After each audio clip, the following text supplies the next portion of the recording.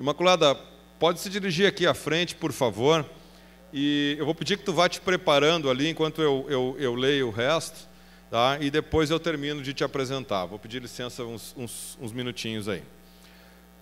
Bom, logo em seguida, depois da Maria Imaculada, nós teremos o cache, como eu falei de manhã, pelo Felipe Damasio, a solução de cacheamento de pacotes pelo Hyper. Mais adiante, é a minha vez, matando a fome de banda dos provedores de acesso. Vou falar sobre um rádio licenciado, PDH, 250 MB de velocidade. Muita gente estava me perguntando ali no corredor. E vai ter a oportunidade de ver o equipamento aqui, as características técnicas desse produto. E também um outro produto que um outro serviço, aliás, que eu vou mostrar para vocês como é que ganha o dinheirinho quando a rede está vazia. Logo em seguida, depois de mim, o Dario, nosso amigo da LACNIC, nosso palestrante internacional, segundo evento que ele prestigia a Internet Sul. Agora no almoço combinamos também de prestigiar o evento da LACNIC em Montevidéu. Quem puder comparecer, também acho que vai ser um evento bem proveitoso aí, para a parte principalmente para quem tem AS, quem quer rodar IPv6 e esse tipo de coisa, vai ser bem interessante aí para quem já está trilhando esse caminho aí do IPv6.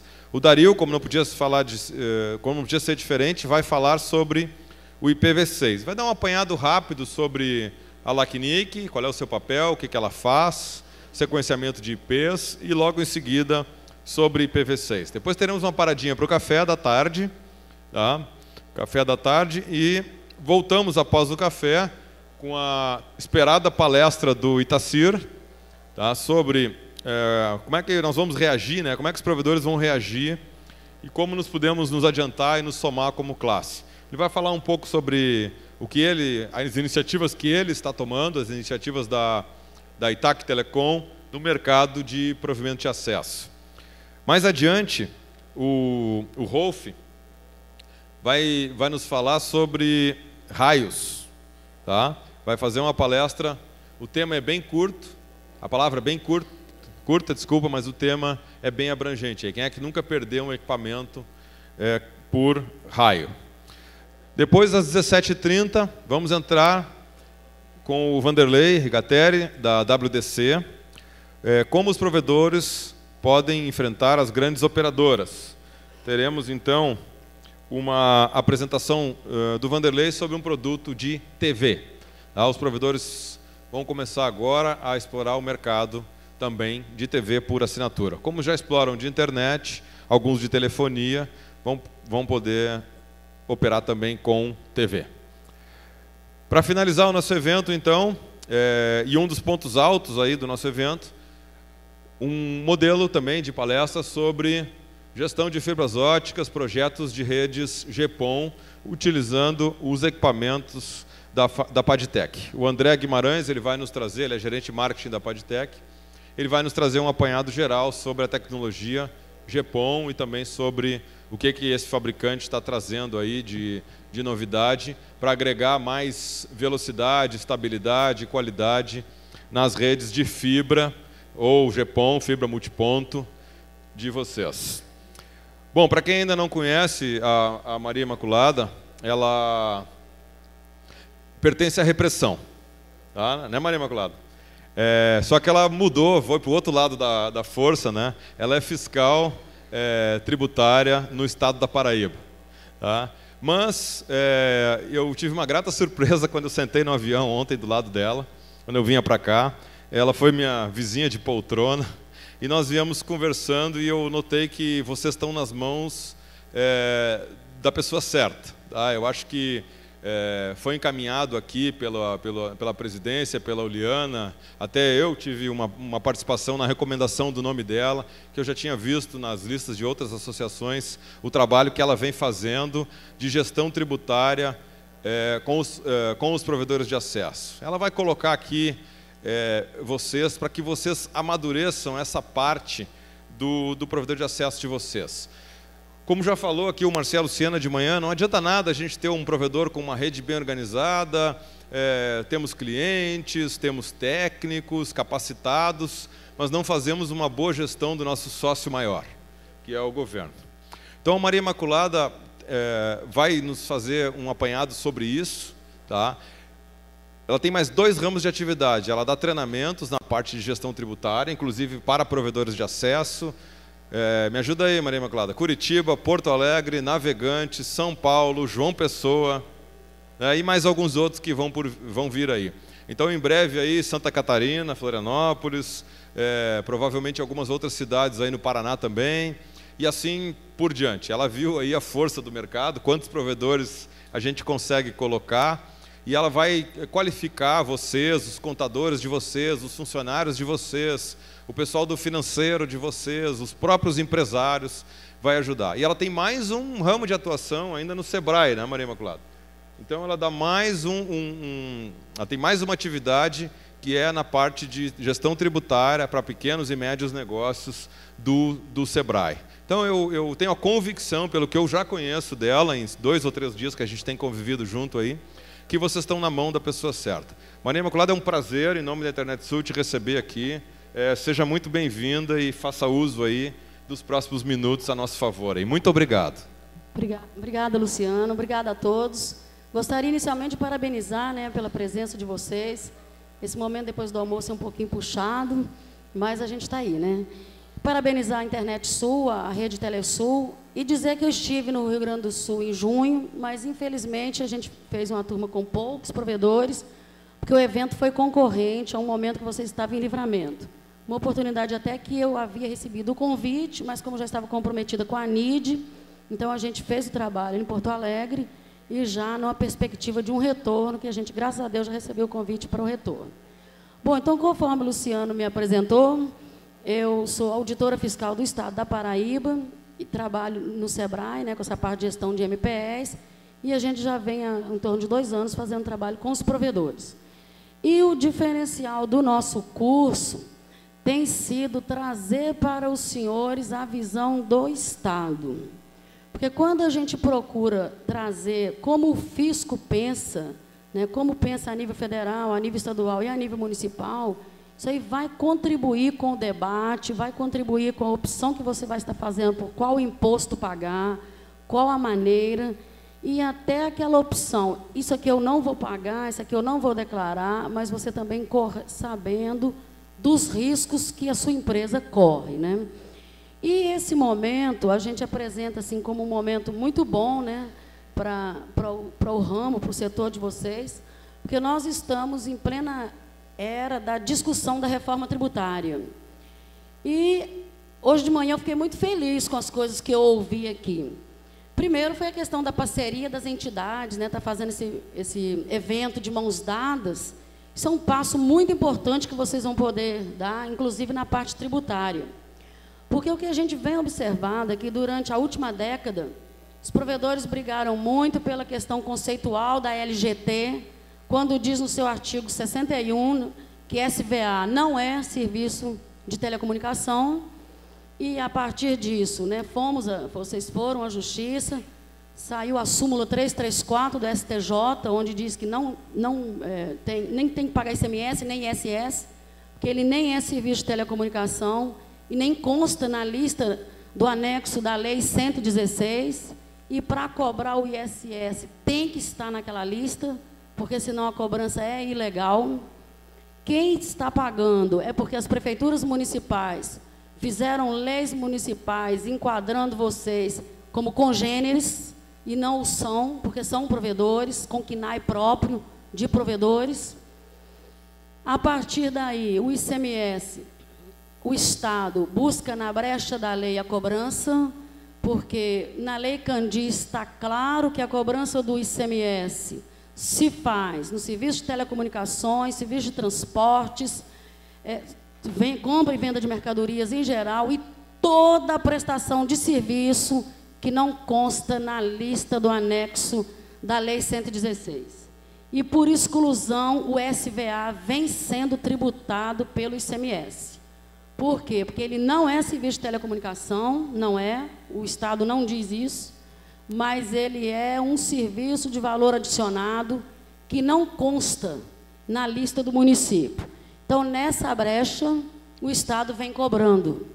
E a gente vem se deparando nos cursos com provedores que tanto pagam o ICMS, como pagam o ISS, por já terem sido visitados por fiscais do Estado que o cobraram, como tem gente que só paga o ICMS, outros só pagam o ISS, e alguns não pagam nada, né? Essa é hoje a realidade do setor, né? Que a gente também não está aqui para dizer que é diferente. Aos que não pagam nada, tem que começar a ter cuidado, né? Porque hoje nós vivemos aí uma mudança de paradigmas imensa na tributação, onde o cadastro é sincronizado, cadastro da Receita Federal, do Estado e dos municípios é todo sincronizado, onde a gente tem programas em todos os estados hoje para ver a compra, inclusive no CPF, tudo o que o empresário adquire no seu CPF, a gente tem acesso a essa informação. Então, hoje, quando o auditor chega para visitar a sua empresa, ele tanto tem acesso ao seu CNPJ, das operações que você fez através do seu CNPJ, como através do seu CPF. A nota fiscal eletrônica diz onde você compra, a quem você compra, né? Então, esse é o paradigma que a fiscalização vem trabalhando hoje, com informações online, em tempo real. Temos aí também o SPED fiscal, que veio para ficar e para mudar toda a lógica tributária do nosso país. Vocês, em sua grande maioria, estão enquadrados no Simples Nacional. Mas o Simples Nacional, em 2014, estará no SPED fiscal. Então, no máximo, aí, até 2015, não teremos mais empresa com escrita manual, com livro manual. Será tudo via SPED fiscal. E, através do SPED fiscal, a informação que o fisco tem é em tempo real. Então, este é o cenário, né? E, por outro lado, temos o que tem de melhor nesse momento, é a discussão da reforma tributária, onde os senhores, através de suas associações, poderão se inserir, porque a gente não vê nenhuma comissão brigando por redução de base de cálculo, por diminuição de alíquota. A briga do SVA não pagar nada é uma briga ruim, os senhores não vão ganhar, podem desistir dela, porque, embora tenha a súmula 334, é uma súmula não vinculante. Se ela é não vinculante, ela não obriga o Estado a cumprir. E, senhores e senhoras, o Estado brasileiro não aceita nenhuma atividade que vise lucro e não pague imposto. Nenhuma. Se um motorista de caminhão paga imposto de ICMS transporte, se o funcionário público tem o imposto retido no seu contra-cheque, se um plantador de abacaxi na Paraíba pagava imposto até alguns anos atrás, agora é que está isento, porque está muito sem incentivo para exportação e começou a cair muita produção, e aí daí o governo isentou como incentivo para segurar o homem no campo, mas ele, plantando abacaxi, ele pagava imposto. Essa isenção pode acabar a qualquer momento. Por que um SVA não pagaria imposto? Então, essa reflexão eu gostaria de já inicialmente deixar, porque, como muito bem disse o Luciano de manhã, né, a gente não está aqui para choramingar, né, Luciano? E sim para buscar soluções, para apontar saídas e para enfrentar os desafios. É esse também o papel da associação. Então, é uma briga ruim você falar que o SVA não paga imposto, certo? Porque a LGT não tem competência tributária para cobrar imposto. A lei 9472 da LGT, no artigo 61, ela conceitua o SVA. Ela pode, em seu conceito, dizer que o SVA não paga imposto, não é serviço de telecomunicação, mas isso não respalda diante da justiça para não pagar o imposto. E o que a gente tem na prática é que, apesar da súmula 334 dizer claramente que o SVA nem deverá ser tributado pelo ICMS, por não ser telecomunicação, nem pelo ISS, porque não consta na lista anexa do município, né, da Lei 116, mesmo assim, os estados individualmente, as empresas têm ido à justiça, e a gente tem uma proporção mais ou menos das ações julgadas de 9-1. 9 estados entendendo que devem cobrar e 1 estado apenas entendendo que não deva cobrar. Então, por isso é que a gente usa dizer, é uma briga ruim, né? Porque o Estado não vai aceitar essa justificativa de prestar serviço e não cobrar imposto. Então, devemos começar a pensar em mudar o foco dessa discussão. O que o SVA concorda e acha que deve pagar? É ISS ou é ICMS? A ISS, então vamos mudar a lei complementar, vamos, através de uma emenda complementar, colocar a atividade de SVA e vamos, enquanto segmento organizado que somos, entender que o imposto a ser pago será o ISS. Vamos brigar por alíquota, vamos brigar por regulamentação, por estar enquadrado legalmente, mas a briga de dizer que não vai pagar nada é uma briga complicada, né? E o ICMS, esse conflito de competências trouxe alguns momentos bons para o setor, né? Depois esse momento diminui um pouco. Estou falando do convênio 78, que a gente teve até abril desse ano, onde as empresas de lucro real e lucro presumido puderam optar por uma redução da base de cálculo, pagando uma alíquota de 5%. Aí, na última década, essa cobrança de 5% aquietou um pouco. Por quê? Porque quando, inicialmente, o provedor não estava preocupado se ele ia pagar ICMS ou ICS, ele queria pagar menos. O ICMS, as alíquotas são altas, né? Então, vamos pagar 5%. Com isso, o Estado deu uma acalmada no setor, colocando convênio. Mas, como disse Marcelo, aqui, agora de manhã, o risco do convênio é alto, porque o convênio acaba, né? Ele é revogado, como foi, né? Então, agora, vocês, pegando o gancho dos colegas de manhã, vocês têm que ver o quê? Criar uma situação para saírem do Simples Nacional. Porque no Simples Nacional vocês estão tranquilos. Independente de ser SVA, SM, você paga pelo faturamento. Então, está uma situação tranquila. Mas o que já começa a preocupar eu vou sair do Simples Nacional e vou pagar, se for na Paraíba, 30%, né? Aqui 25%, São Paulo, então tem umas diferenças nas alíquotas, né? Então, a gente tem que buscar uma base de cálculo reduzida, uma alíquota menor. Falta um pouco, assim, uma comissão de vocês, uma representatividade maior, junto a uma comissão da reforma tributária, para mostrar que provedor de telecom, mesmo que seja considerado, mesmo que seja serviço de telecomunicação, mas é num grau menor, porque nós vamos ver aqui numa transparência que eu vou adiantar, o que é realmente o conceito da MPE. Mesmo quando você deixa de ser um Simples Nacional, você vai continuar sendo uma MPE. Então, nós vamos aí voltar nessas questões, só na parte de introdução. Bom, então, né, o momento é um momento bom, conforme eu disse para vocês, de reforma tributária. Aqui, essa setinha aí é só para dar sequência no raciocínio, mas uma coisa não está exatamente ligada à outra aqui, não, tá certo?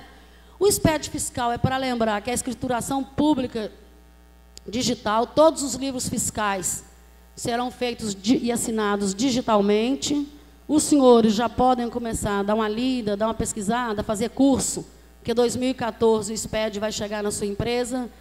Para você estar trabalhando com o SPED, a empresa tem que estar muito organizada, né? Então, passa pela gestão, e quanto antes você se preocupar com isso, melhor será em 2014, tá certo? O SPED contábil, né? A nota fiscal eletrônica já é uma realidade, mesmo os senhores emitindo ainda, alguns ainda emitem manualmente, outros computador via sistema, né? A nota fiscal modelo 21, que é específica para o setor, mas ela já está lá no convênio 115 e no convênio 126, em seus anexos, né? A gente já tem, inclusive, o layout da nota fiscal modelo 21 para a nota fiscal 21 eletrônica, né? E os senhores já trabalham com a nota fiscal eletrônica quando recebem mercadoria, modem, link, toda essa mercadoria que os senhores recebem vem via nota fiscal eletrônica, né? Então, a gente já tem uma ideia, o fisco já tem uma ideia, né, do que se compra, o que se transita, né? E como que a pessoa compra um link, compra um modem, recebe a mercadoria via nota fiscal eletrônica e não paga nada, né? Ou paga um mínimo que não está de acordo com seus equipamentos. Tudo são questões para a gente ir pensando, né? Porque o fisco brasileiro tem a exata noção do que você compra, todo o insumo, né? Então, isso aí você tem que ter essa certeza. Nós trabalhamos com cruzamento de dados, não cruzamos ainda com a Anatel, o fisco ainda não cruza dados com a Anatel, possivelmente Coloquei aqui porque, como tem o CIS, onde os senhores informam a receita operacional bruta e a receita operacional líquida, né? O resultado, o tanto de clientes que tem. Então, possivelmente, no futuro próximo, quem sabe o fisco vai estar buscando esses dados, né? Esse cruzamento de dados. E, pois não? No Siscomex, quando tu preenche o cadastro de importação agora, de 6, 8 meses para cá, é obrigatório colocar o número de homologação da Anatel e alguns outros dados aí para preenchimento do CIS depois. Futuramente esses dados vão ser cruzados com os usuários, com os registros de estações de vocês, e aí já é obrigatório o preenchimento. Justamente com a chegada do despede fiscal, acho que a partir de 2014 deve fechar esse cerco aí. Esse campo não aparecia no Siscomex até o ano passado, agora ele aparece e é preenchimento obrigatório. Obrigada. Sim, isso aí busca a necessidade grande, né? Não só de consultorias, mas principalmente de capacitação. E uma coisa assim que a gente vem sempre lembrando também durante os nossos cursos, é que cada vez mais, a nível de gestão tributária, os senhores busquem consultoria no sentido de ensiná-los e de ensinar os seus funcionários, mas não aquela consultoria que só vende o serviço e vai embora, né? Porque cada dia mais você vai ter que conhecer o seu negócio, você vai ter que estar atuando, você vai ter que estar acompanhando e trabalhando, né? E as grandes empresas hoje já têm, né? Quem já trabalha com isso, não grande, mas quem já está no SPED fiscal, já tem que ter um setor específico na sua contabilidade, que é o monitoramento dos tributos, e futuramente, no futuro bem próximo, isso aí também vai ser a realidade de todos vocês, né? Monitorar também no sentido para não pagar muito, né? Para não pagar a mais, para não pagar 2 vezes, para não pagar de uma forma errada, né? Então, monitorar também nesse sentido, porque os senhores sabem, o Estado vem com as leis, vem com as cobranças, vem com os convênios, com os regulamentos, né? Com as sanções, com as multas, com os autos de infração e com a fiscalização. E quem tem que estar totalmente organizado, não só pagando o imposto, mas com toda a documentação ok, com todos os comprovantes disponíveis, e tem que estar provando o tempo todo que está certo, são vocês, né? Então, assim, não é só duro pagar o imposto, tem sido mais duro ainda o cumprimento das obrigações acessórias. Mandar todas as declarações em tempo hábil, guardar tudo isso, ter consciência do batimento de um documento com o outro, né? Só para dar uma ideia assim, bem rapidinho, porque isso é do curso, mas a gente, lembrando aqui, eu vou colocar bem rapidinho. Quem é a empresa que faz CIAP, que é o controle do ativo permanente, né? Entra na fórmula do ativo permanente, coloca o que foi vendido, o que foi prestado de serviço, e muitas empresas têm sido autuadas por esse CIAP, porque ele informa lá, na hora de se creditar do ICMS, ele informa um dado diferente dos livros fiscais, diferente do que foi informado ao fisco. Então, são informações, no primeiro momento, gerenciais, que depois viram uma informação fiscal e que a fiscalização está sempre buscando, sempre tendo acesso, né?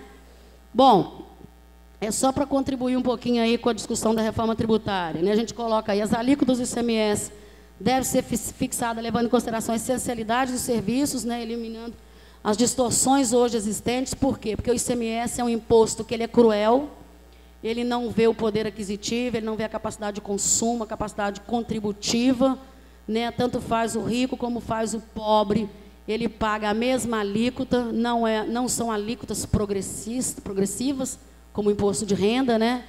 É um imposto indireto, onde a gente compra, o preço está embutido, então a gente não tem exata noção do que se paga, então é um imposto ruim assim para se trabalhar, né? E os senhores têm que, no mínimo, conseguir pagar os 17%, que é o normal para o consumo, né? Porque é muito cruel pagar 25%, 28%, 27%, 30% e estar em condição de igualdade tributária, né, para fins de pagamento com as grandes, né, com as grandes teles. E podem brigar ainda mais, podem tentar aquela alíquota dos 5%, que a gente tinha no convênio 78, que, inclusive, as grandes teles estão hoje fazendo gestão tributária, gestão política, junto ao CONFAS, no sentido de obterem regime especial para redução da base de cálculo e para redução da alíquota com uma propositura de 5%. E a gente não vê esse mesmo tratamento. Se sair via regime especial, fica complicado para vocês, porque regime especial geralmente vincula a faturamento da empresa, a número de empregos gerados e a quantidade de investimento, né? Então, o regime especial veio para criar, inclusive, uma guerra fiscal grande que a gente vive hoje. O Simples Nacional, inclusive, veio nesse contexto para equilibrar os regimes especiais das grandes empresas, dos outros segmentos, certo? Porque é isso que o provedor sofre hoje, as outras empresas já sofreram, né? Então, essa eliminação do conflito de competência tributária, também a reforma tributária precisa acabar com isso, né? Isenção de serviços até uma determinada faixa, né? Todos prestados aí de utilidade pública, que de repente vocês poderiam ter uma propositura de ter um X, um número tanto de acesso para baixa renda, para conseguir reduzir a alíquota, para ter um regime especial, porque também vem no discurso da presidente da República a questão da inclusão digital, né? Também poderia ser uma brecha que vocês poderiam estar buscando isso aí, um lado social, um número X para cada um, desde que o governo desse a contrapartida, com isenção, redução da base de cálculo, redução de alíquota, né? Porque o tributo nunca pode ser considerado como uma barreira para a venda de serviços e mercadorias, né? Bom, nós temos aí como propostas das teles, né? Teve uma comissão que já foi até o presidente do Senado, José Sarney, e eles estão batalhando para conseguir uma comissão de representatividade junto à reforma tributária para redução de tributos. Mas essa redução de tributos, assim, fica muito claro na proposta, que é para a grande rede, que eles colocam exatamente, inclusive fazem levantamento do que foi gasto com infraestrutura, com equipamentos, quantos empregos geram. Então, isso aí também, o censo que a Internet Sul vai fazer, vai poder contribuir muito nesse sentido, né? Que vocês também vão ter, numa mesa de negociação, saber exatamente quantos são, quantos empregos geram, né? Quanto investem, qual o retorno que dá ao país. Então, isso aí também vai ajudar muito, né? E eles batalham muito pela questão FUST, FISTEL, que vocês não pagam por estar no Simples Nacional, mas para ter uma legislação federal e que esses fundos também passem a ser utilizados para o meio que foi criado, né? Porque o fundo foi criado com uma série de boa vontade, né? Para aplicação, e acabou, por falta de programa, por falta de adaptação, por falta de vontade, por falta de uma série de fatores, a cair no Caixa Único do Tesouro Nacional e fazer superávit primário. E a gente não viu, na realidade, o retorno desses fundos para o objetivo os quais foram criados, né? Então, isso aí tem sido a participação das grandes, né, das grandes telecomunicações, e que acho que muito bom das grandes estarem lá, porque abre o espaço para vocês também estarem, né? E vocês têm que ir com a propositura, conhecendo o mercado, sabendo o que gera, né? Gera de emprego e tudo mais. Bom, então, assim, para uma gestão tributária eficaz, nós elencamos aqui duas questões importantes, que é o conhecimento do negócio, né? Você tem que conhecer o seu negócio, a classificação, a forma jurídica, a legislação e a regulamentação, né? Uma questão X aí para vocês, importantíssima, é você conhecer o seu regime de tributação, saber na hora de sair do Simples Nacional. E aí, eu não vou sair do Simples porque eu vou cair na alíquota de 25%, de 30%, né? Aqui no Sul 25%, eu não vou sair, não. Aí eu vou procurar um planejamento tributário e vou abrir uma outra empresa no regime de lucro presumido, lucro presumido não, outra mesmo, no Simples Nacional, porque eu vou dividir o meu serviço. Tem várias empresas fazendo isso. A gente teve em São Paulo recentemente num curso, onde um provedor já tem 4 empresas, bota com sócios diferentes, né, para não configurar filial, e deixa todas no Simples Nacional, né, porque ainda tem sido o melhor regime. Porque, conforme disse o palestrante da manhã, nós não temos ainda um incentivo para a média empresa, né, para aquela empresa que precisa sair do Simples Nacional, porque está muito caro tributar todo o faturamento dela, né? Então, a nível de planejamento tributário, geralmente tem sido feito isso, né? Bom, um problema grande que a gente tem das MPEs. Quantos minutos eu tenho? Ótimo. Pois não, ele já quer colocar Alô? uma pergunta, vamos. Tem uma pergunta aí, Pois e não, a gente obrigada. prometeu interromper, então vamos cumprir. Como é que a gente calcula o valor do ICMS ou do SVA? E eu acho que ele está falando do percentual de cada, por exemplo, o link custa lá R$100, quanto de SVA e quanto de SM. É isso? É isso aí, né, Maria? Imaculada tu prefere, né? Pois não, tudo bem, mas você me chama Imaculada. Geralmente, assim, os planejamentos onde tem orientado a trabalhar com os dois, né, que é conforme a tendência daqui de vocês, SM e SVA, tem se falado em 50%, em 60% e 40% no máximo, entendeu? Embora, neste momento, não tenha feito muita diferença para os senhores, porque a maioria é Simples Nacional, né? E eu vou mostrar aqui, bem rápido, daqui a pouquinho, um convênio 81, aliás, 78 era da revogação, o convênio 81 de 2011, onde dá um perdão da multa e uma parte do ICMS para aqueles créditos que os senhores querem declarar, e já claramente nesse convênio do CONFAS, informando que o serviço de SVA é tributado pelo ICMS, né? Então, a tendência tem sido, algumas empresas têm sido fiscalizadas e com a cobrança dos dois. Lá na Paraíba, a gente tem notificado, o Estado tem fiscalizado o SCM e notificado para pagar o SVA também como ICMS. Então, o Estado da Paraíba hoje vem importando dessa forma, né? Mas a gente já sabe aí de estados que estão cobrando através de auto-infração também o SVA, tá certo? Imaculada, só deixa eu fazer mais uma parte ainda dentro da pergunta do Dutra ali. Não.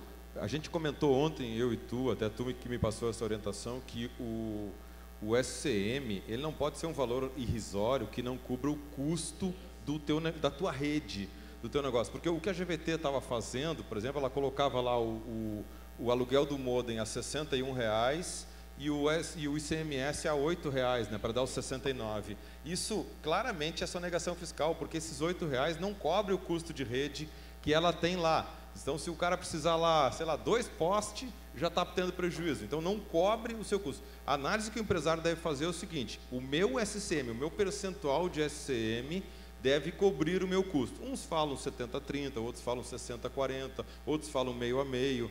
Mas isso depende de cada negócio. Mas não pode ir um fiscal na empresa e dizer assim: olha, o fulano fatura tanto de SCM, 30 mil de SCM e paga 100 mil de link para a operadora. Então não pode, porque não cobre o custo, é sonegação fiscal, certo? Agora, o cara tem um valor compatível lá, é uma coisa que atende à realidade do mercado. Tá? Ótimo, ok.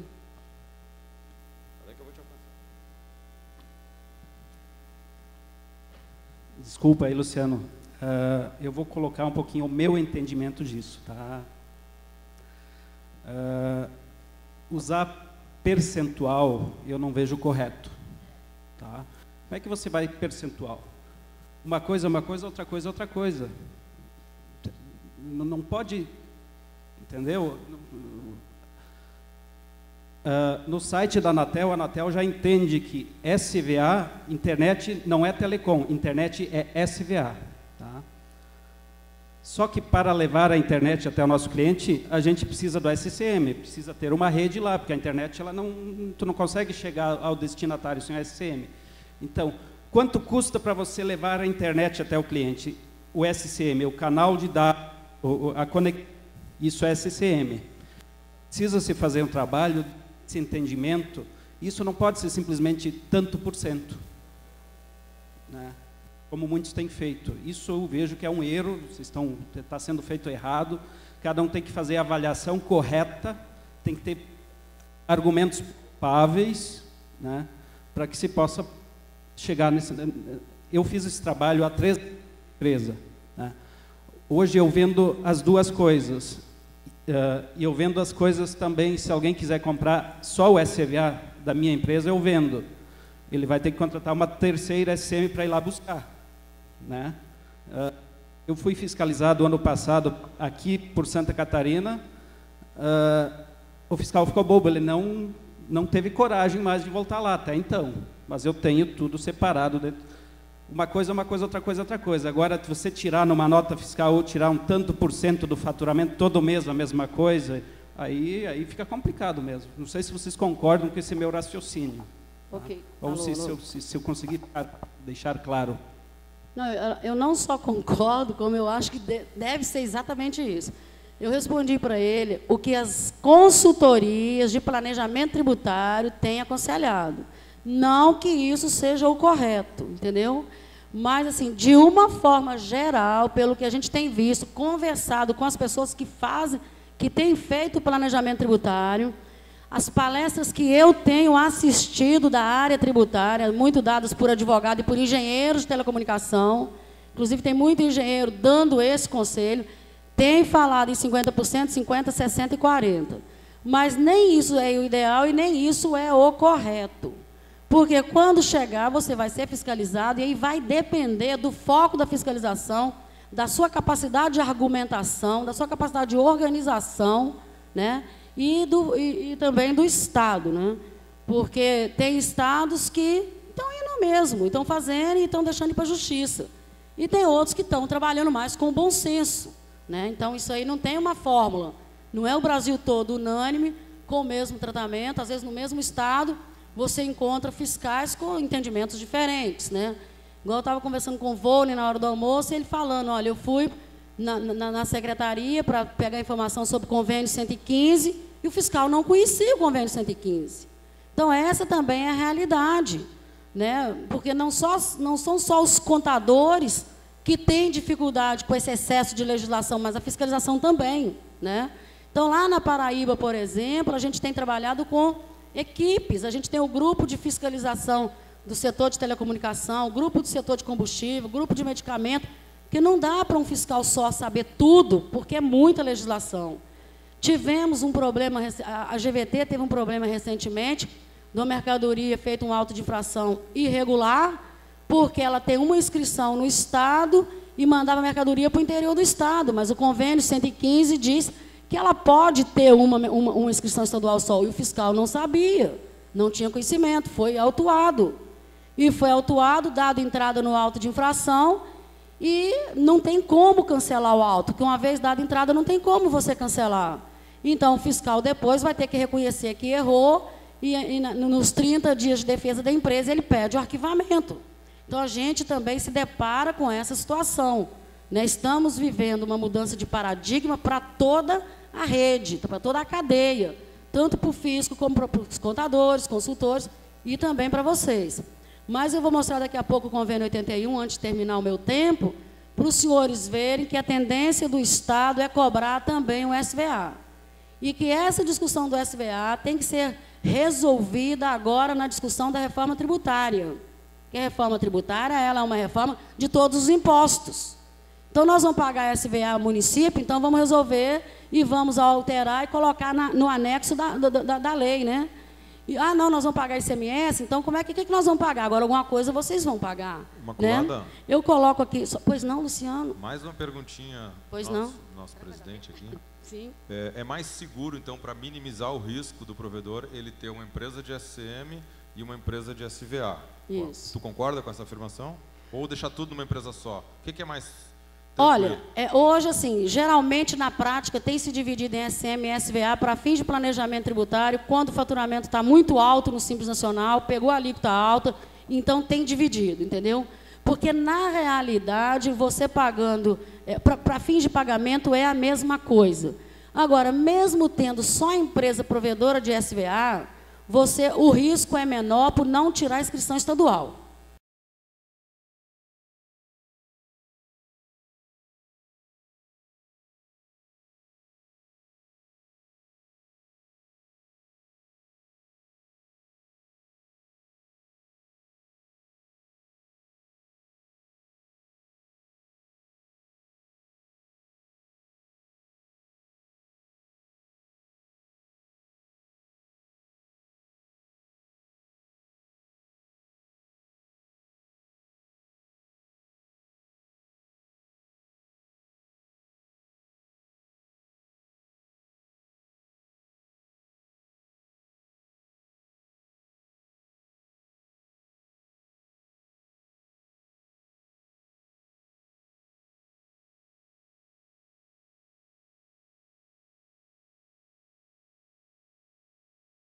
fala com o fiscal do município, ele vai vir para cima de mim, mas tu não é o poder competente, né? Tu que eu estou falando é o fiscal. É verdade. Embora tu seja fiscal, é verdade, não, mas tudo ti, bem, né? A gente né? tenta...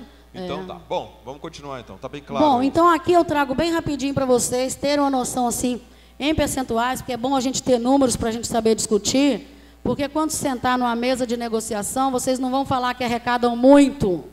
Vocês arrecadam muito, sim, mas eu falo em termos de arrecadação no 100% do bolo da União, dos estados do município. O Simples Nacional, toda a cadeia do Simples Nacional, todo o ramo de atividade, é 6% da arrecadação. Então, isso não é muito para fins de governo. Vocês têm que bater na tecla que vocês geram muito emprego. Foi o Simples Nacional, as empresas pequenas que seguraram a crise do Brasil de 2008, quando o ex-presidente, o presidente Lula, disse que era uma marolinha. Então, esse tem que ser um argumento melhor, né?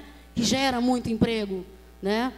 E o Simples Nacional, ele tem pouco ou nenhum critério de controle tributário, controle fiscal. A gente viu na prática que nos cursos de sala de aula, inclusive me parece que no estado do Paraná, foi o curso que a gente deu no mês de junho, gente que está pagando dentro do Simples Nacional, mas cometendo erro, porque está assinalando a tabela como mercadoria, tem que colocar serviço de telecomunicação, tá certo? Para não ter problema, porque vai dar uma diferença.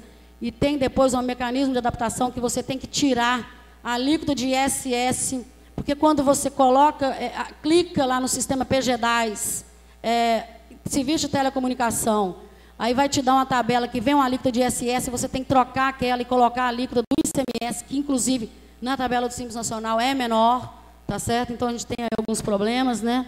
Problemas assim também na parte de compra e venda, sem os devidos registros e emissão de notas fiscais. Isso é o problema geral das MPEs, né? Quando você locar equipamento, esse equipamento for devolvido, você tem que dar a baixa contábil do equipamento, porque senão, quando a sua empresa for fiscalizada, é considerado uma venda sem nota, tá certo? Então, é isso aí que vocês têm que ficar mais alertas, né? Sim, eu trago rapidinho esse conceito de ME e EPP para vocês, com faturamento, para vocês entenderem que, olha, ME é o faturamento até 360 mil e EPP até 3.600.000. Por quê? Porque nós temos uma mentalidade. A hora que eu sair do Simples Nacional, eu deixo de ser um ME. Não é uma verdade, porque nós estamos vendo ali, ó, empresas em geral, é tudo que está fora do conceito de microempresa, né, que são as grandes empresas, as SAs, as de capital aberto. E essa casinha verde aí são todas as empresas enquadradas como MEs e EPPs, independentemente de fazer opção por Simples Nacional, lucro real ou lucro presumido. Então, quando você deixou de ser Simples Nacional e fez a opção pelo lucro presumido, você continua sendo uma ME ou uma EPP, uma ME no caso. Por que você continua sendo? Porque você fatura até 3.600.000 ano. Por que isso faz a diferença? Porque na hora de você pegar dinheiro emprestado no banco, você vai mostrar que você é um ME, porque você tem um juro menor e alguns outros incentivos para exportação, formação de consórcio, né, e tudo mais, porque a parte tributária é um capítulo da lei do Simples Nacional, mas nós temos vários capítulos, tá certo? E aí, dentro desse conjunto das MEs, nós temos as que fazem a opção pelo Simples Nacional, e dentro do Simples Nacional, nós temos ainda a figura do microempreendedor individual, que é aquele que fatura até 60 mil ano, né? Nós temos aqui, rapidinho para vocês, a variação das alíquotas, comércio de 11, indústria de 4,5 a 12, serviço de 4,5 a 16, 85. Mas lembrando, aqui, ó, Simples Nacional, serviço de locação, que é essa que vocês vão entrar, de 6 a 17,42. Lembrando que isso aí é em cima do faturamento. Então, todo final de ano é aconselhável que se faça o planejamento tributário, o contador joga lá na tabela de Excel, né, e vê se é mais vantajoso você estar realmente no Simples Nacional, tá certo? Inclusive vendo o custo do funcionário, né, quantos funcionários você tem, tá certo? Esse planejamento tributário, o Luciano adiantou, eu tinha deixado para agora, mas foi bom, porque a gente já ganhou tempo. O planejamento tributário tem que ser na forma da lei, então nós temos que aproveitar as brechas da lei, que é a elisão fiscal, não sonegação fiscal. O exemplo que eu trago, Luciano, que eu ia trazer, né, realmente o Luciano já adiantou, que a GVT está aí com um problema de planejamento tributário, que foi chamado planejamento tributário, foi muito arrojado, segundo ela, né, mas foi caracterizado como sonegação fiscal. porque equipamento, locação e comodato não tem nem ICMS nem ISS, e ela coloca o equipamento a 60 e poucos reais e a prestação de serviço a 7 e pouco, né? Então, ela tem um auto de infração violento aí. Ela atualmente tem 2, inclusive, um com a Anatel pela venda casada, e tem um de R$1 milhão com a Anatel e um de em torno de 5 milhões com o fisco, né? Por causa desse planejamento tributário. Então, cuidado com os planejamentos tributários, né? Temos consultorias especializadas no Brasil inteiro em vender a ideia do planejamento tributário. Tem muita empresa hoje pagando muito caro por ele, né? Porque o fisco vai buscar. Quando o fisco chega na sua empresa, ele fiscaliza os últimos 5 anos. Então, cuidado aí com os planejamentos muito arrojados. Façam sim, para pagar de forma correta, para pegar o melhor enquadramento, pagar menos se possível. Lógico, todo mundo quer pagar menos, inclusive eu. Se eu pudesse reduzir meu imposto de renda de 27,5 para 15, para 10, né? Mas pagar na forma da lei. Bom, eu trouxe um pouquinho esse slide da competência tributária para reforçar que os impostos da União, só a União pode cobrar, Estado, município, só município. A tributação compete exclusivamente aos entes tributantes. É com esse argumento que não se aceita o conceito da LGT, que SVA não paga nenhum e nem outro, né? E a brecha da lei e tal. O Estado tributa em cima disso, porque diz, não, a Anatel pode conceituar o serviço de telecomunicação, o serviço de valor adicionado do jeito que ela quiser. Agora, quem diz, quem paga imposto, o que paga e como paga, é a União, é o Estado, é o Distrito Federal e o município. Daí esse conflito, tá certo? É nessa brecha que o Estado tributa, e tributa, eu concordo com todos vocês, de uma forma voraz, né, que vocês têm que estar aí na contrapartida. E hoje a gente traz aí essa informação, por causa desse que eu vou mostrar agora, que o ICMS incide sobre o serviço de telecomunicações, serviços não medidos, e inclusive do SVA, né? Bom, o ICMS legisla, cobra, faz tudo via Confaz, é onde os senhores têm que chegar, através das suas associações, né? Município, através das leis municipais, mas a lei municipal não pode alterar o anexo da lei 116, porque foi por uma lei complementar. Súmula 334 eu já falei, né? As consultorias de advogado orientam a recorrer à justiça. Agora, o bom é que recorra enquanto associação, porque não adianta um provedor recorrer e ganhar na justiça, porque aquela ação não vale para o vizinho dele, não é verdade? São ações individuais, entendeu? Então, se o fiscal chegar na sua empresa e você tiver com... a empresa do Luciano ganhou na justiça que não tem que pagar nem ICMS nem ISS, não vale para você. Daí o interessante é mover ações via as associações, né? É a mesma forma a consulta tributária que você faz, ela é específica, tá certo? Aqui só transcrevendo aí a súmula 334, né, onde não incide nenhum e nem outro, foi ministra Eliana Calmon. As consultorias e os juízes que vêm dando ganho de causa, né, que também não são muitos, apesar da súmula, eu disse para vocês, a gente tem uma proporção de 9-1. 9 entendem que tem que pagar o imposto do SVA, e 1 entende que não, de 10 estados que a gente pesquisou. Então, eles se baseiam nisso aí, que a lei tributária não pode alterar a definição, conteúdo e alcance de institutos, conceitos e formas de direito privado, utilizados expresso ou implicitamente pela Constituição, né? E nem pelo município para definir ou limitar competências tributárias. Sim, mas aqui ela diz que não pode de um ente para o outro, né? E o alcance de instituto, conceito de forma de direito privado, tá certo? E aí também tem um detalhe, né? O nosso isso que eu estou falando para vocês é o que o Estado defende, tá? Não é o que eu concorde, que eu acho que seja melhor, não. Mas o Estado defende o quê? Não, depois do CTN, não que o CTN esteja revogado, mas o CTN é de 1966, e hoje o ICMS é tributado via Confaz. Então, de lá para cá, a gente já tem muitos entendimentos pacificados. Então, pegou-se a mania no Brasil agora de dizer que tal entendimento foi pacificado pelo Confaz e ponto final, né? Aí eu trago um pouquinho da Lei 116, né, com a tabela, onde vocês vejam que os senhores estão sendo enquadrados aqui como congêneres, né? Então não tem aí brecha para cobrar, tá certo? Aqui os conceitos do ICMS, onde da Lei Candir 87/96, né? Prestações onerosas de comunicação por qualquer meio, esse qualquer meio, inclusive geração, recepção, transmissão, eles acham que enquadram, né, para o SVA. E na prestação de serviço, sempre vai cobrar, quando tiver prestação de serviço que o serviço não conste na lista do município. Essa é a regra do Estado. É prestação de serviço, seja ele qual for. Chegou lá na lista do anexo da Lei 116, não está, o Estado cobra. Né? E sempre que houver caráter negocial, mercadoria ou não está na lista, é ICMS, está aí, está lá na Lei Candir, 87/96, né?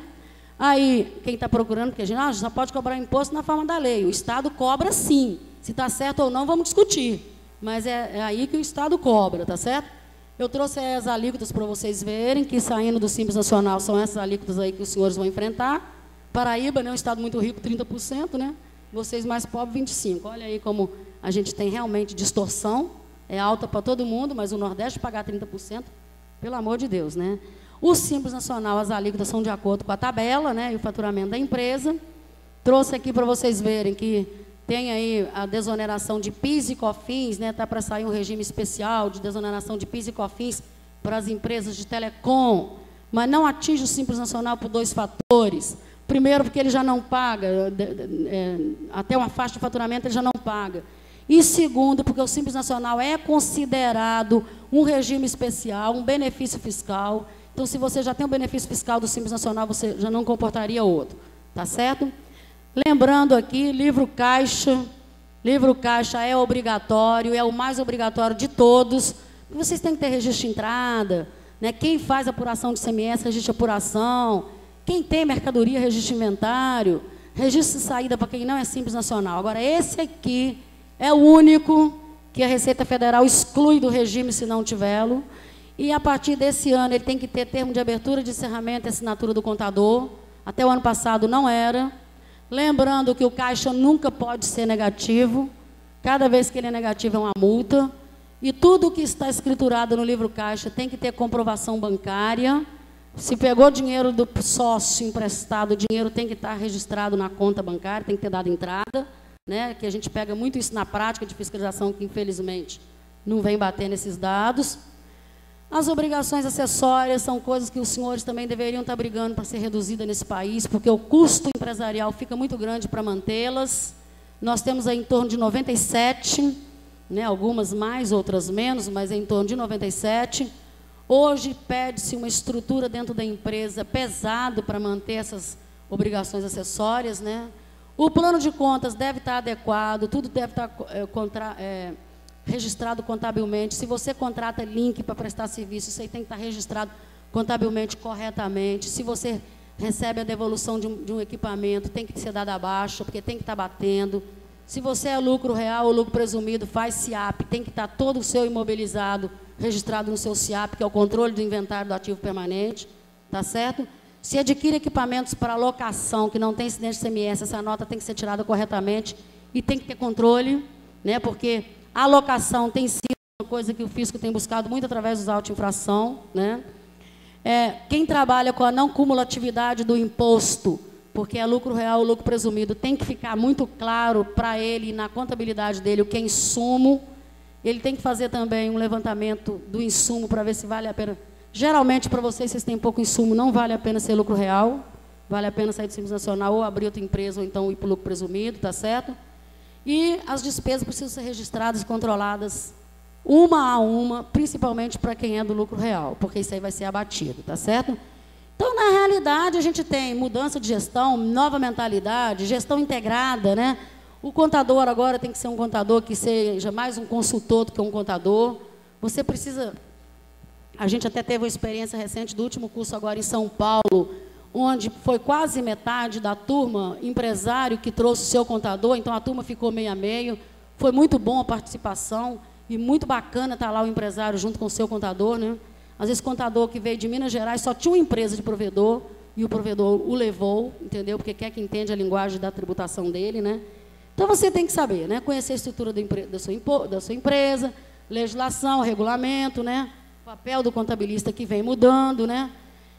E buscar competência, né, gente? Buscar se especializar, buscar não ser o único que administra. Hoje de manhã já foi falado bastante dessa gestão administrativa, que esse aí é o sucesso, né, da sua aliança. Antes de terminar e agradecer aqui para passar para as perguntas, vamos passar aqui para o convênio 78, que eu vou mostrar para vocês, 81.